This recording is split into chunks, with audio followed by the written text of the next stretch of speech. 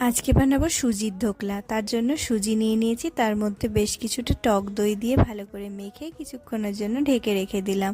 তারপর এদিকে কিছু সবজি কাটাকুটি করে নিলাম, টমেটো, গাজর আর পেঁয়াজ কুচি করে নিলাম। তারপর সেই সমস্ত কুচি করা সবজিগুলো এখন দিয়ে দেব এই মিশ্রণের মধ্যে। 10-15 মিনিট বাদে এটা কিন্তু একদম ফুলে যাবে। তার মধ্যে দিয়ে দিলাম সমস্ত রকম সবজি।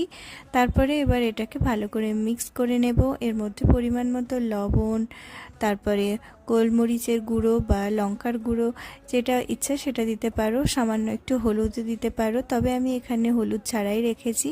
তারপর একটু পরিমাণ মতো জল দিয়ে তার ব্যাটারটা ভালো মতন করে নিয়ে তার মধ্যে কিছুটা দেব বেকিং সোডা, আর ভালো করে মিশিয়ে নিয়ে একটা পাত্রের মধ্যে তেল লাগিয়ে তার মধ্যে ঢেলে দিলাম কিছুটা।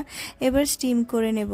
তারপর এটা স্টিম করেও তোমরা এভাবেও করতে পারো, অথবা কিন্তু যেগুলো ইডলি বাটি হয় তার মধ্যেও দিয়ে ছোট ছোটোভাবে ইডলির আকারেও তৈরি করে নিতে পারো। তারপর পছন্দ মতো এরকম চাকু দিয়ে কেটে নেব। তারপর কেটে নিয়ে এর মধ্যে 2-3 বাচে এই জিনিসটা করে নিয়েছি। তারপরে এবারে যেটা করব, কড়াইয়ে তেল দিয়েছি, তার মধ্যে জিরে আর সর্ষে ফোড়ন দিয়ে এটাকে খুব সুন্দর করে ভেজে নেব। ওপর থেকে তিল ছড়িয়ে নামিয়ে নেব।